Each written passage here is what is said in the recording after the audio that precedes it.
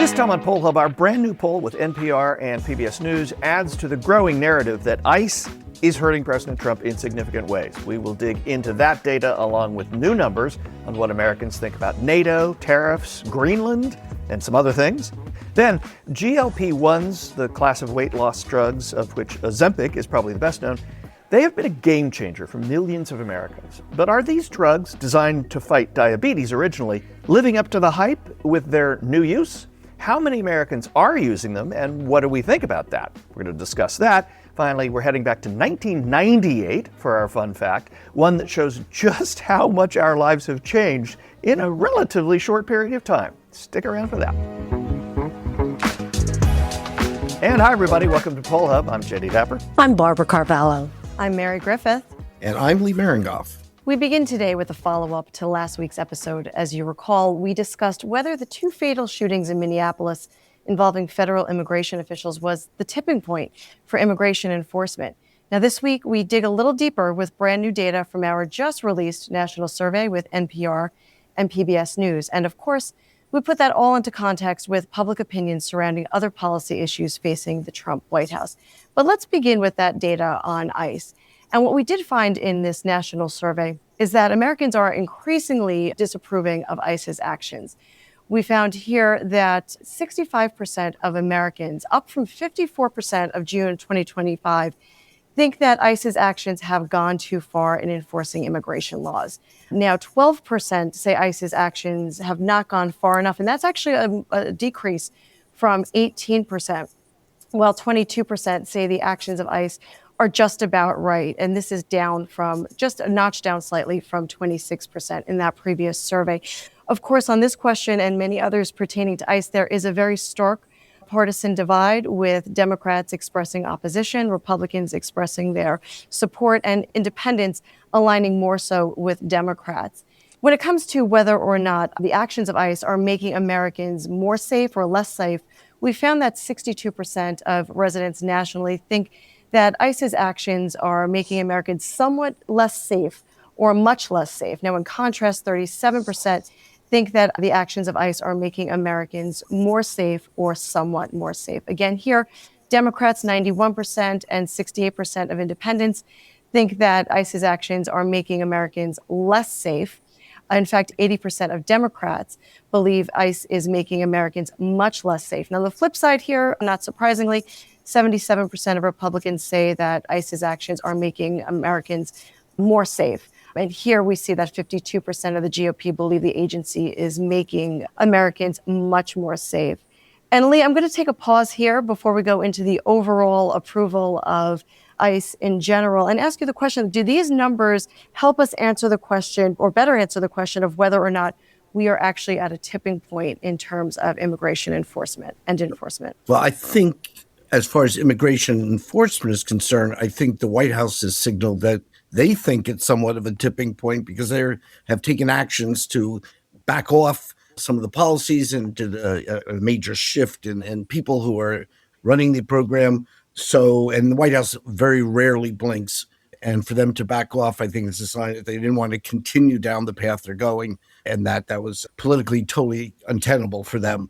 And we'll see where that goes in terms of the deportations and the policies, and whether they're going to just move out of Minneapolis and then double down somewhere else. But right now, I think that's a signal that they think it's a problem, and the numbers speak to that. And I think probably they're reacting to the fact that folks in Congress, some Republican leaders, have said this is really a problem for the midterms. We need to turn it down a notch.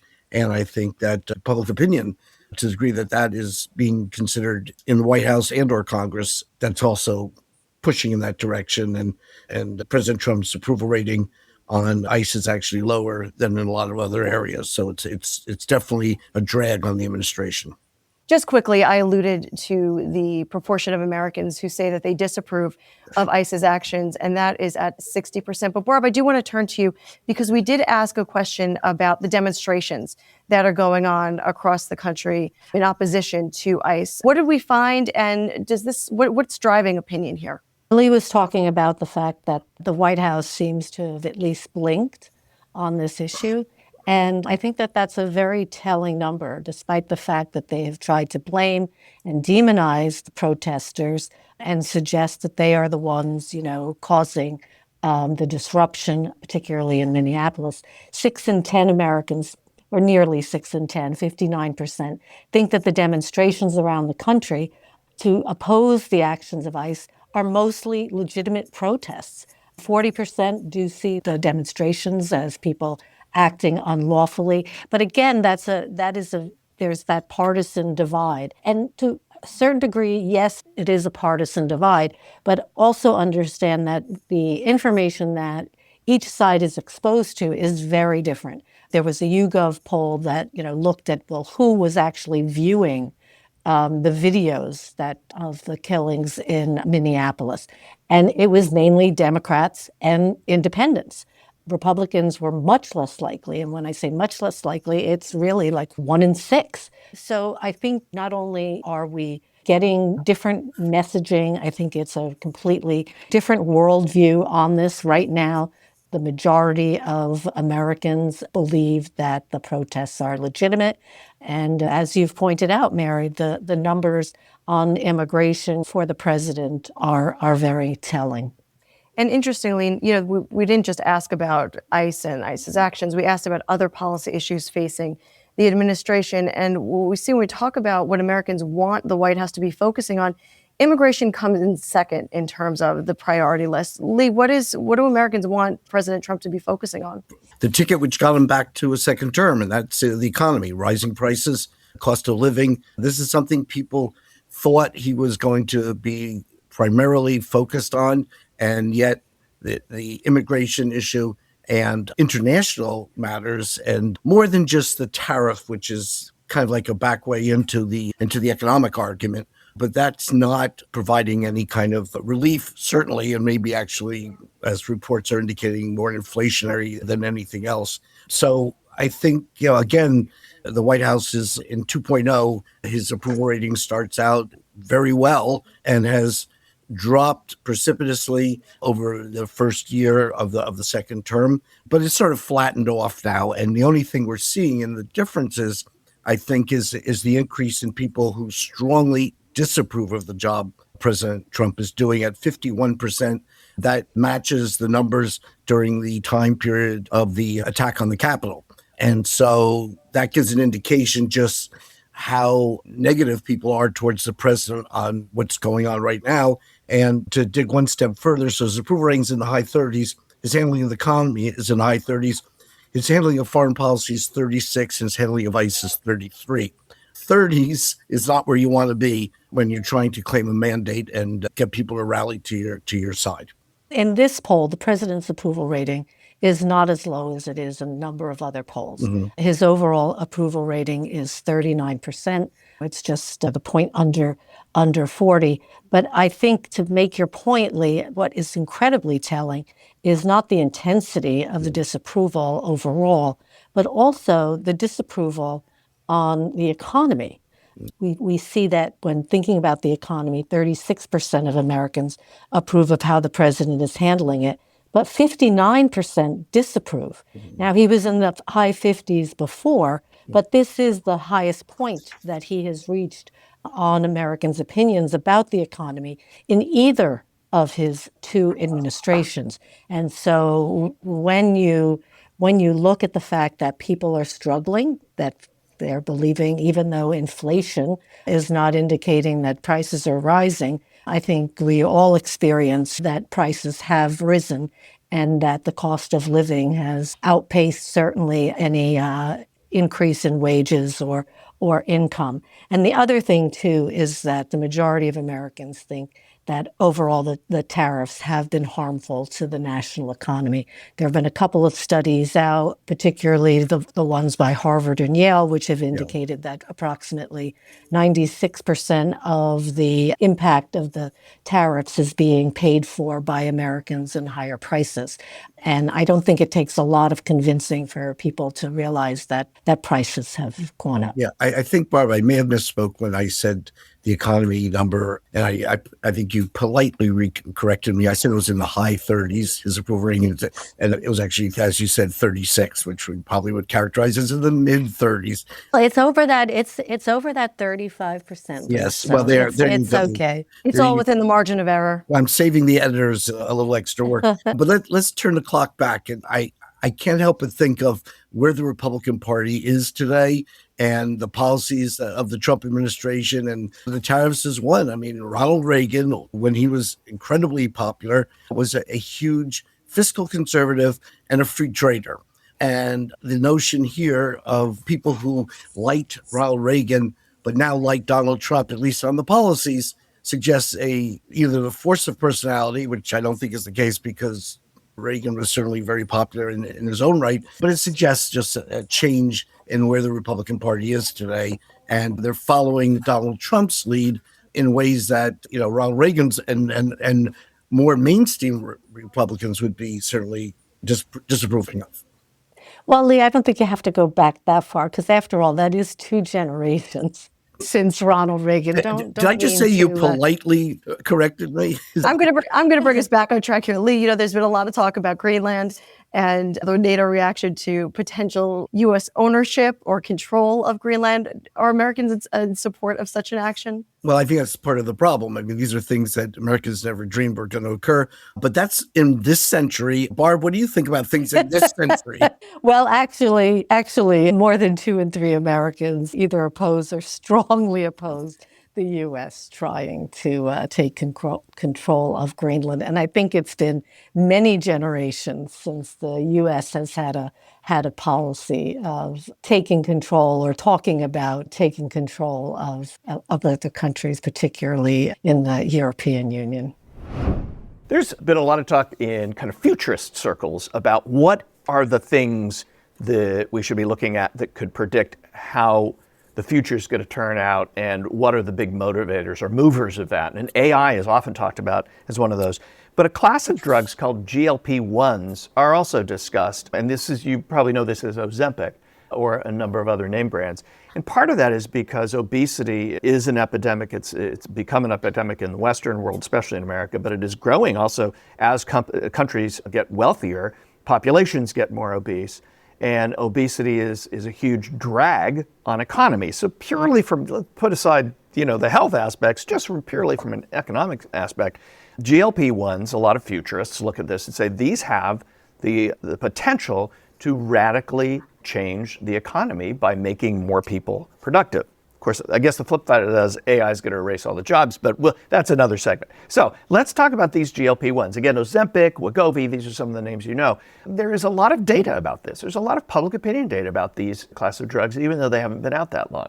So first, Gallup, late last year, in October 2025, did a poll about the use of GLP-1s among Americans, and 12% of Americans reported taking a GLP-1 drug, and that was up from 5% or 6% in February of 2024. So about a doubling of the percentage of people who are taking it.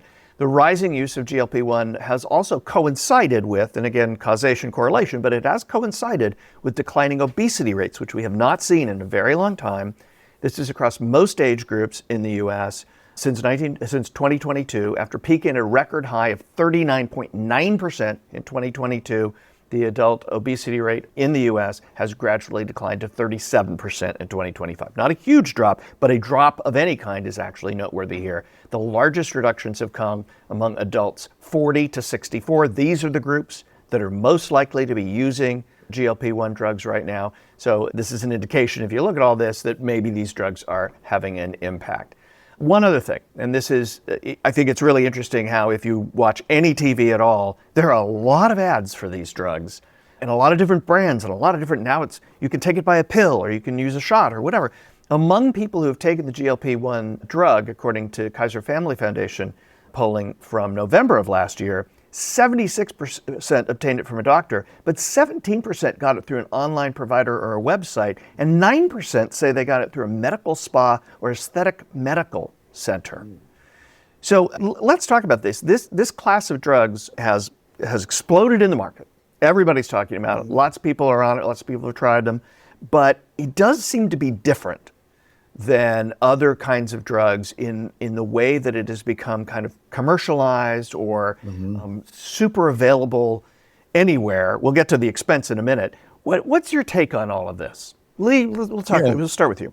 Well, I think, in talking to some of my medical professionals, it appears to do lots of good things and sometimes in ways people, the medical community and researchers aren't aware why yet.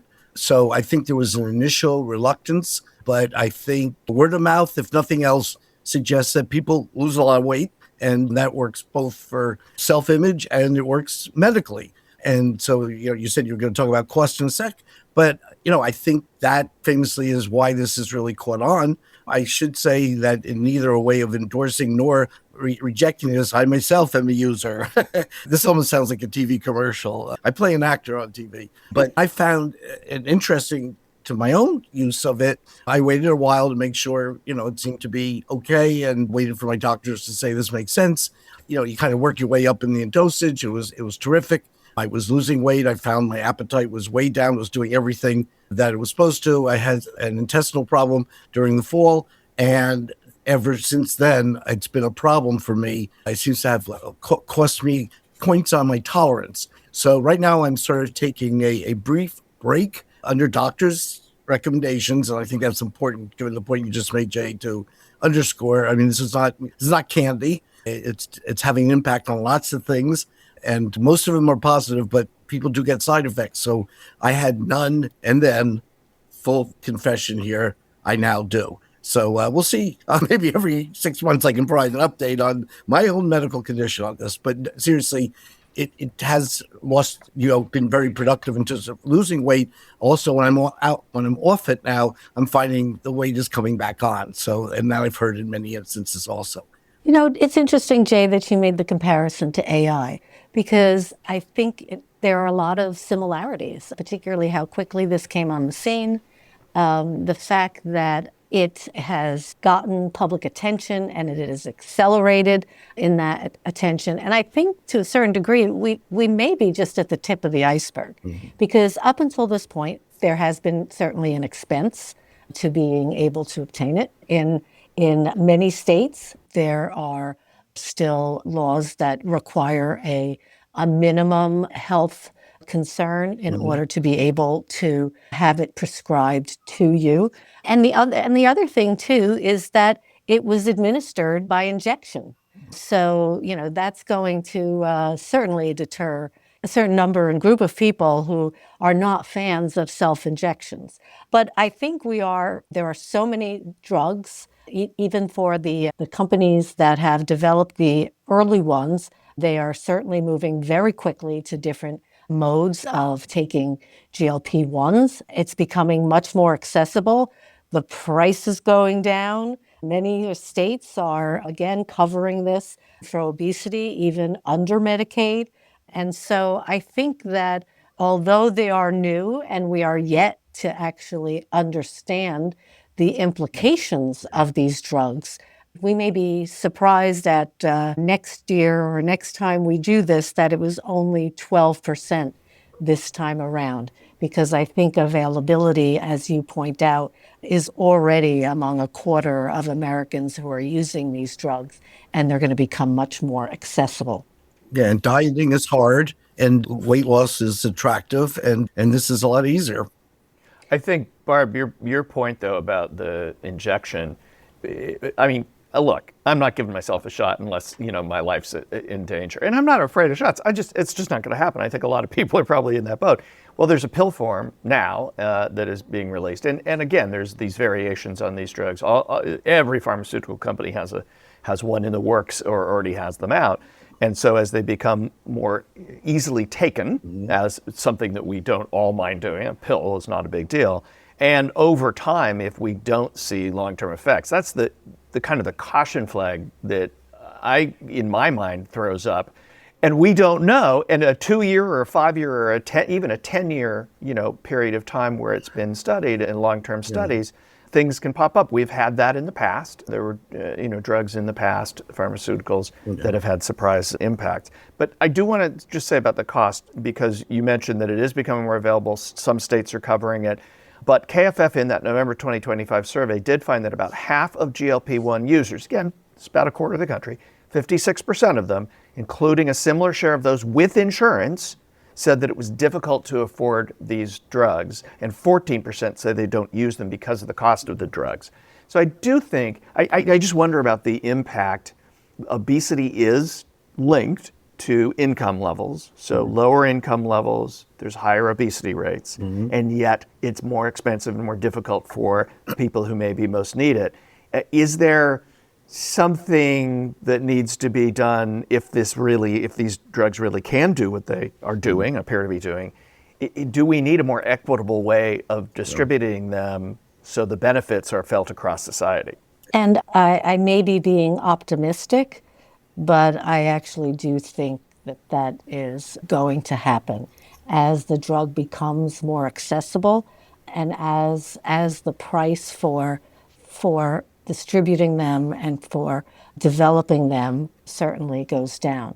One other point, though, that I would like to make that is a benefit of these drugs, and it's not just of these drugs, but it has become part of our discussion of obesity over time. And I think that is the data that was collected by Pew Research in February of 24. So this is just at the beginning of kind of this change. But 65% of Americans say willpower alone is not enough to lose weight and keep it off. And I think one of the things that these GLP-1 drugs are doing, it's changing our perceptions about what obesity is, how it's treated. We've talked about a lot of reasons as to why particularly Americans have this problem, but it often comes back to the willpower and the lack of staying power that an individual has. And I think what we're realizing is there's a lot more to it than that.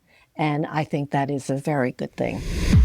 Turning back to my favorite topic, polling from the last century. And this is a question that was asked by... That's the through line. That's the through line of this episode, right? Okay. Yeah, absolutely.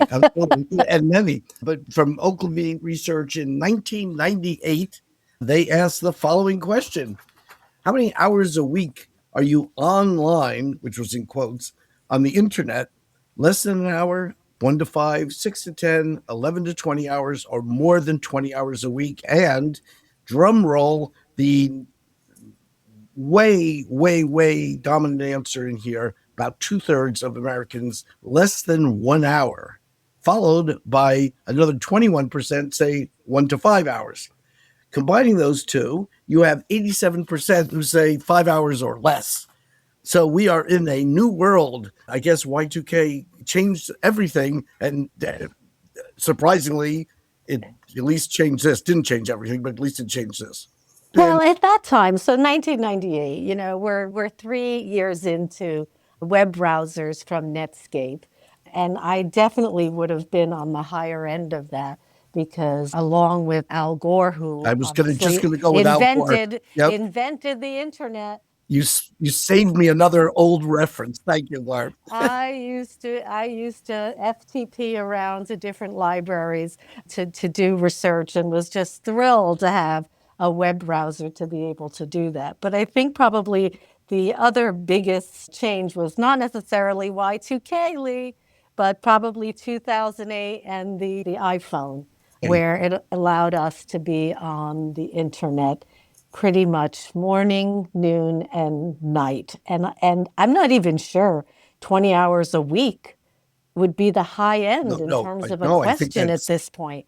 Because, absolutely. And it's funny, when I first saw the question, I thought it was a day. In other words, I missed the fact. So 20 hours a day would be about right now, and right? I was like, okay. And I was okay. I'm like, okay, I'm not that bad. Okay, I'm not on 20 hours a day. Mary, your children are doing all kinds of things this way. This is the present, not just the future. It is here now. No, yeah, it's here now. And certainly my kids are always on their phones when they're not in school. And even when they're in school, I mean, a lot of times they're doing work online. They're going to Google Classroom to get their assignments.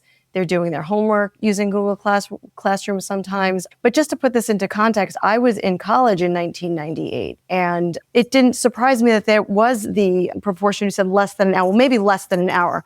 But it was hard to do research. I mean, Barb, I give you all the credit in the world because, like you said, it wasn't portable. As a student, you had to either be in the computer lab or, in my case, at home. Oftentimes at home, there was dial-up, which took forever. You'd get booted off, forget about somebody picking up the phone and breaking, your connection.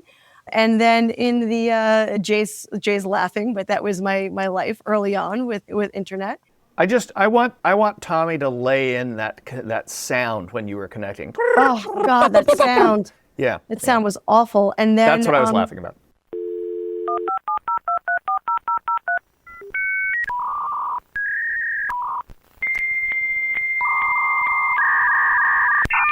And then printing, research, because you couldn't take it with you from the computer lab.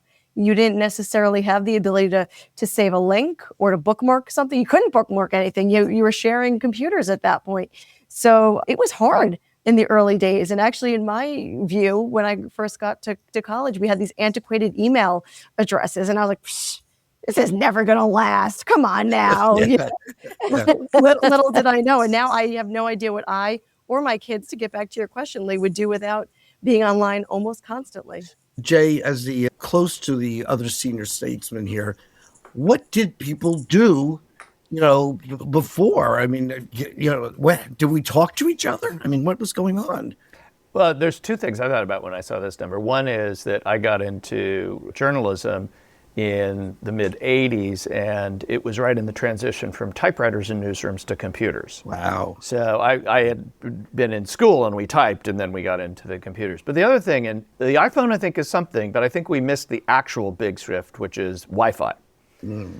So when getting online meant you had to plug in an Ethernet cable, that limits where you could get on. So yeah, you had to go to a computer lab. At home, you had to have some service, which was dial-up, or if you were really lucky, you got ISDN, which is 1 megabyte, up and down. DSL. Or DSL. That's right. That was a little later. Yeah. We had Verizon or New York 9X. It was before Verizon. We had 9X DSL in the city.